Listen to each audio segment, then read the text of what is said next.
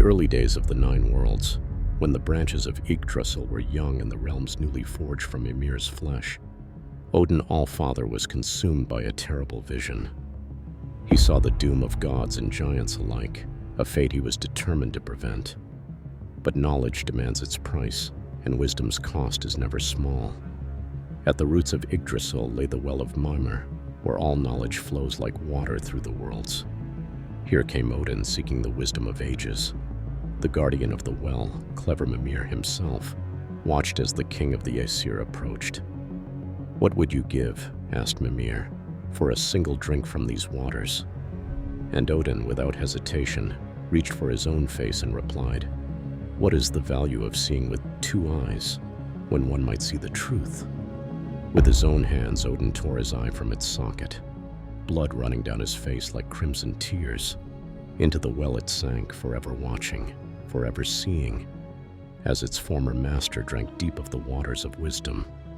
And with his remaining eye, Odin saw beyond the veil of apparent reality, into the depths of true understanding.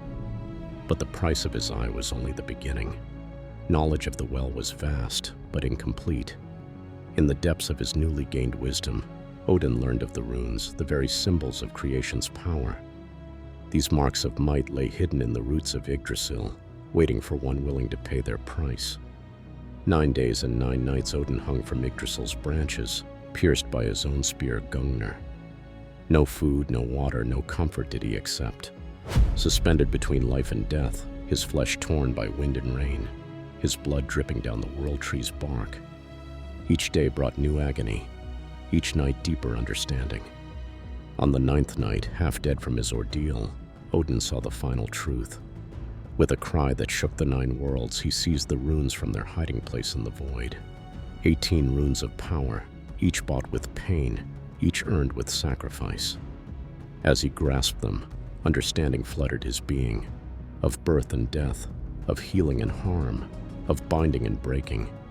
Yet even this was not enough. Odin learned of another source of power, the Mead of Poetry, brewed from the blood of wise Kvasir. This magical drink, held by giants in their mountain halls, could grant the power to weave words into reality itself. To gain it, Odin would need more than sacrifice. He would need cunning. Taking the form of a snake, he slithered into the mountain of Suttung, where the mead was kept. Through solid rock he bored his way, shifting his shape as needed. For 3 nights he shared the bed of Gunnlod, daughter of Suttung and guardian of the mead, winning her trust with honeyed words and false promises. Thus did Odin gain the 3 great treasures of wisdom: the sight of Mimir's well, the power of the runes, and the Mead of Poetry. And in the depths of his wisdom, in the shadows of his sacrifices, Odin saw again the vision that had driven him: Ragnarok, the doom of gods and giants alike. Now he understood that even all his knowledge, all his power, all his pain might not be enough to prevent it. For wisdom's greatest price is knowing that some fates cannot be changed, only faced with courage and understanding.